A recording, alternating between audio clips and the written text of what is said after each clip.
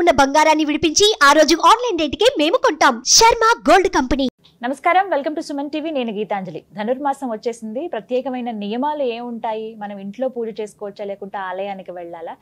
ఎవరైతే ఈ మాసం అంతా పూజలు నిర్వహిద్దాము అని అనుకున్న వాళ్ళు ప్రత్యేకంగా చేయవలసినటువంటి పూజా కార్యక్రమాలు ఏంటి, నైవేద్యాలు ఎలా సమర్పించాలి, ఒకవేళ ఆఫీసుకి వెళ్ళే వాళ్ళకి కొంచెం ఇబ్బంది అవుతుంది కాబట్టి వాళ్ళు ఇంట్లో ఎలా అయినా సింపుల్గా పూజ చేసుకోవచ్చా, నియమంగా ఉండాలంటే ఈ 30 రోజుల పాటు ఎలా ఉండాలి, ఈ వివరాలన్నీ తెలుసుకుందాం. ప్రస్తుతం మనతో పాటు ఉన్నారు ప్రముఖ నృసింహ ఉపాసకులు డాక్టర్ కృష్ణ చైతన్య స్వామి గురుగారు. వారితో మాట్లాడదాం. గురుగారు నమస్కారం అండి. నమస్కారం.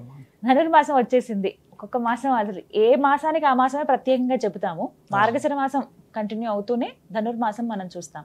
అయితే ధనుర్మాసానికి నియమాలు ఏంటండి అసలు? ఒకవేళ ఈ మాసం అంతా కూడా విష్ణు ఆరాధనలకు అమ్మవారి ఆరాధన చేసుకుందాం అనుకునే వాళ్ళు ఎలా చేసుకోవాలి? ప్రారంభం ధనుస్సు సంక్రమణ నుంచి కూడా మనం సంక్రాంతి పండుగ దాకా 30 రోజులు జరిగేటువంటి వ్రతం అమ్మ. దీని శ్రీవ్రతము అని పేరు సాధారణంగా. శ్రీవ్రతం. ఈ వ్రతాలన్నింటిలో కూడా చాలా విశేషమైనటువంటిది ఈ ధనుర్మాస వ్రతం.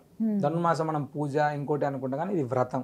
భగవంతుణ్ణి భక్తితోటి మనం చేరుకోగలము అని చెప్పినటువంటి అవతారం గోదాదేవి.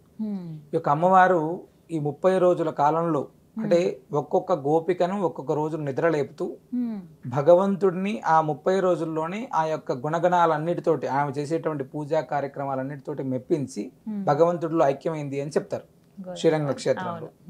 అయితే ఇది మనం ఎలా చేసుకోవాలి? సాధారణంగా చాలా మంది ఏమవుతుందంటే, మేము అది తమిళంలో ఉంటుందండి, మేము చదవలేము ఒకటి ఫస్ట్.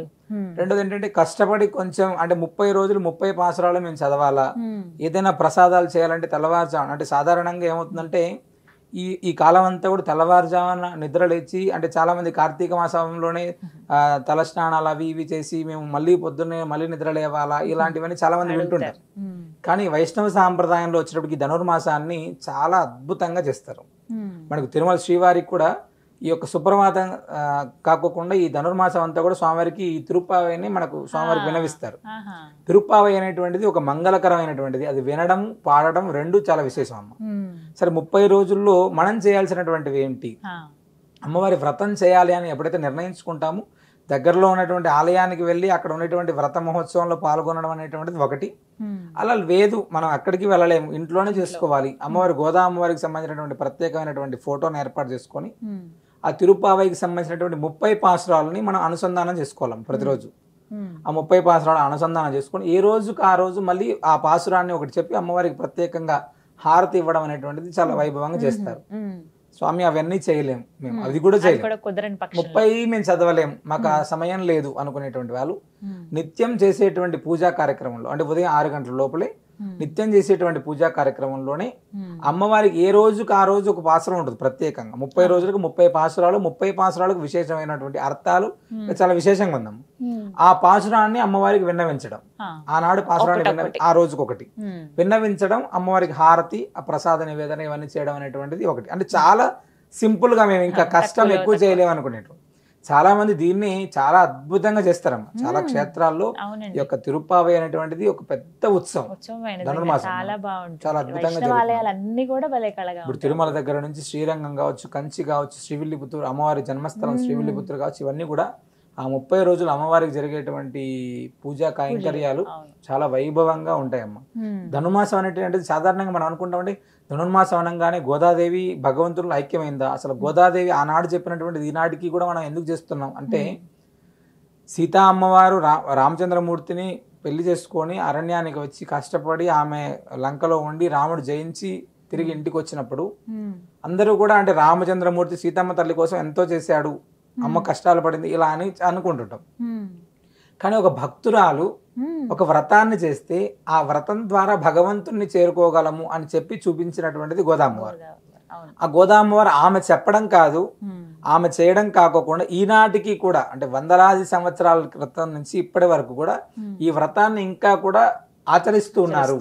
దాని యొక్క ఫలితాన్ని ఇప్పటికి కూడా పొందుతున్నారు. చాలా విశేషం. అంటే భగవంతుడి యొక్క గుణగణాలన్నీ కూడా సీతాదేవి ఏం చెప్పారు, లేకపోతే రుక్మిణీదేవి ఏం చెప్పారు, ఇవన్నీ కూడా చాలా మంది అడుగుతుంటారు మామూలుగా. ఆయన యొక్క భగవంతుడి యొక్క గుణగణాలు గోదామ్మవారు వీళ్ళందరికంటే ఎక్కువ చెప్పారని చెప్తాను నేనైతే. అంటే నార్మల్ గా అంటే భగవంతుని ఎప్పుడు ఆమె కీర్తిస్తూ, భగవంతుడి యొక్క వైభవాన్ని ఎప్పుడు కీర్తిస్తూ భగవద్భక్తితోటి, అంటే సో అమ్మవారు వేసుకున్నటువంటి మాలని భగవంతుడు ఇష్టపడ్డాడు ఫస్ట్.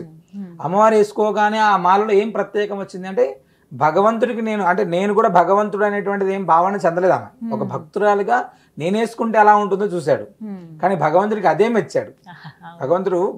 భక్తుడి యొక్క దాన్ని మెచ్చి ఆమెనే కావాలి, ఆమె ఉండాలి అనేటువంటి సంకల్పాన్ని విష్ణు చిత్తుల వారికి చెప్పి భగవంతుడు ఆమె వేసుకున్నటువంటి మాలనే ఇష్టం అని.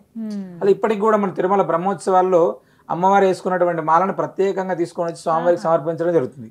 అహోబిలం బ్రహ్మోత్సవాలు అమ్మవారు వేసుకున్నటువంటి మాలను ప్రత్యేకంగా స్వామివారి కళ్యాణంలో సమర్పించడం జరుగుతుంది. ఇప్పటికి కూడా ఆ యొక్క విధి అనేటువంటిది ఇప్పటికి కూడా జరుగుతుందమ్మా. అది గోదామ్మ వారికి ఉన్నటువంటి విలక్షణం, చాలా గొప్పది అది. అది అంటే ఈ వ్రతం చేయటం వల్ల మీరు అన్నట్టు ఇదంతా నెల రోజులు కూడా వ్రతంగా చూడాలి, 30 పాసురాలు చదువుకోవాలన్నారు. చివరి అంకానికి వచ్చేటప్పటికి ఎలా ఉంటుందండి? సాధారణంగా ఈ 16 రోజుల కాలం మేము తెల్లవారుజామునే పూర్తి చేస్తారు కొంతమంది. తర్వాత 15 రోజులు పొద్దున్నే తొందరగా అవుతుంది. మిగతా 15 రోజులు కొంచెం సూర్యుడు ఉదయించే సమయానికి అవుతుంది. 2 రకాలు చేస్తుంటారు. అయితే ఈ సమయంలో వచ్చేటప్పటికి 15వ పాసురం తర్వాత ఉండేటువంటి పాసురాలన్నీ కూడా చాలా విశేషమైనటువంటి పాసురాలు ఉంటాయి. చాలా వరకు ధనుర్మాసంలో వచ్చేటప్పటికి ఏమవుతుందంటే కట్టె పొంగలి ప్రసాదం నివేదన చేయడం, చక్కెర పొంగలి ప్రసాదం నివేదన చేయడం, కదమ్మం ప్రసాదం నివేదన చేయడం అనేటువంటిది చాలా క్షేత్రాల్లో జరుగుతుంది. ఇంట్లో కూడా చాలా మంది స్వామివారికి వెన్న, కట్ట పొంగలి ప్రసాదం నివేదన చేసి పెట్టేటువంటి వాళ్ళు. చివరికి వచ్చేటప్పుడు దాంట్లోనే మనకు భోగి పండుగ రోజు కళ్యాణం మనం చాలా విశేషంగా చేసుకుంటారు, గోదా కళ్యాణం చేసుకుంటారు. అంటే చాలా మంది ఇంట్లో ఉండేటువంటి మూర్తులే గోదా అమ్మవారు, కృష్ణుడు ఉంటారు. అవకాశం ఉండేటువంటి వాళ్ళేమో ఋత్వికులను పిలుచుకొని చేసుకోవడానికి అవకాశం ఉంటుంది. అవన్నీ ఏమీ లేవు, మనం ఏం చేయలేని పరిస్థితి ఉన్నాం అనుకున్నా మనం సాధారణంగా ఎలా అయితే స్వామివారికి ఉపచారాలు చేస్తున్నామో ఆ ఉపచారాలు చేస్తున్నట్టుగానే భావిస్తూ కళ్యాణాన్ని మనమే చేసుకోవచ్చు, ఇబ్బంది ఏం లేదు. లేదా ఏదైనా ప్రాంతంలో క్షేత్రంలో జరుగుతుంటే ఆ క్షేత్రంలో మన విగ్రహాలను కూడా తీసుకెళ్లి వాళ్ళు చేసేటువంటి ప్రక్రియని మనం కూడా చూస్తూ చేసుకునేటువంటిది ఉంటుంది.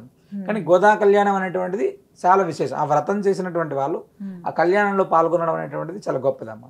అది ఎటువంటి ఫలితం దక్కుతుంది అసలు ఇలా పాశురాలు పఠించడం వల్ల, అవి వినటం వల్ల? అంటే శ్రీ వ్రతం ఫస్ట్. శ్రీ అంటే మహాలక్ష్మి ఫస్ట్. లక్ష్మీ అనుగ్రహం అనేటువంటిది ఒకటి. వివాహం కానటువంటి వాళ్ళు స్త్రీలు చేస్తే ఉత్తమోత్తమైనటువంటి భర్త దొరుకుతాడు అని చెప్తారు.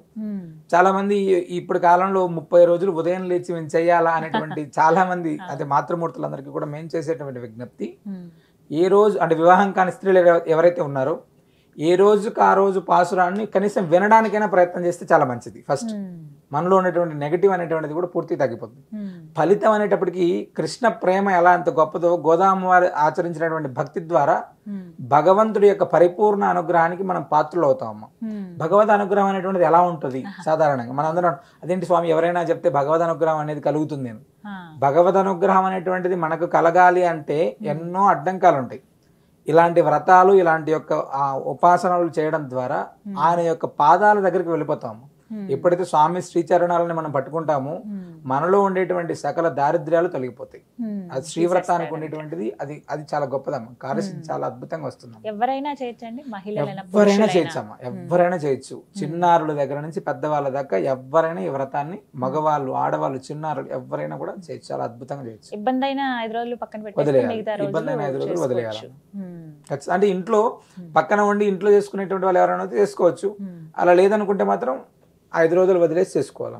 5 రోజుల పాసురాలను కూడా ఆ రోజు మళ్ళీ అయిపోయిన తర్వాత వీళ్ళు స్వామివారికి వినవించుకోవచ్చు, తప్పేం లేదు. అది తమిళంలో ఉంటాయి కాబట్టి కొంచెం అదే కష్టం అండి. మేము అంటే నృసింహ సేవా వాహిని తరపున దీన్ని ప్రత్యేకంగా చిన్నగా అంటే నిదానంగా పలకడానికి ప్రతి ఒక్కరికి అనుకూలంగా ఉండడం కోసం ఏ రోజుకి ఆ రోజు పాసురాన్ని ముందు రోజు రాత్రి మేము అందరికీ పంపిస్తాము. మా వాట్సాప్ ద్వారా అందరికీ పంపిస్తే అది కనీసం ఆ సమయంలో వినడానికైనా ప్రయత్నం చేస్తారని చెప్పి చాలా మందికి పంపిస్తున్నాం. గత 5-6 సంవత్సరాల నుంచి ఈ ప్రయత్నం చేస్తున్నాం. దానికి ప్రత్యేకంగా తెలుగులో అర్థాన్ని రాసి ఇస్తున్నాం. ప్రతి ఒక్కరు అది చదువుకుంటున్నారు. చాలా అద్భుతంగా ఉంటుందమ్మా. ఎవరైనా కావాలనుకున్నా కూడా మీరు ఎలాగో కింద నెంబర్ ఇస్తారు కదా, వాళ్ళకు కూడా పంపిస్తాం మేము. ఎవరైతే పాశురాలు మేము తమిళంలో చదవలేకపోతున్నాం, ఇబ్బందిగా ఉంటుంది, కానీ ధనుర్మాసం చేసుకోవాలని, గోదా అమ్మవారి పూజ అలాగా కృష్ణుడి పూజ చేసుకోవాలనుకుంటున్న వాళ్ళు నృసింహ సేవా వాహిని తరపున ఒక నెంబర్ నేను మీకు ప్రొవైడ్ చేస్తానండి, స్క్రీన్ మీద ఇస్తాను. ఒకసారి కాల్ చేసి మీరు డీటెయిల్స్ కనుక్కోండి. మీరు స్వయంగా ఆశ్రమం ఉంటుంది, అక్కడికి వెళ్ళినా ఓకే, లేదంటే కనుక మీకు మెసేజ్ ద్వారా పాశురాలను పంపిస్తారు. మీరు సులువుగా చదువుకునే విధంగా తెలుగులో దాని అర్థం చెప్తారు. చదవటం తమిళంలోనే చదవాలి, కాబట్టి తెలుగులో దాని అర్థం ఏమిటనేది మీరు తెలుసుకుని సులువుగా పఠించి మీరు విన్నవించుకోండి. గోదా అమ్మవారికి అలాగే ఆ భగవంతుడికి అనుగ్రహం ఖచ్చితంగా లభిస్తుందని గురువుగారు చెప్తున్నారు. ధన్యవాదాలు గురుగారు. నమస్కారం. నమస్కారం.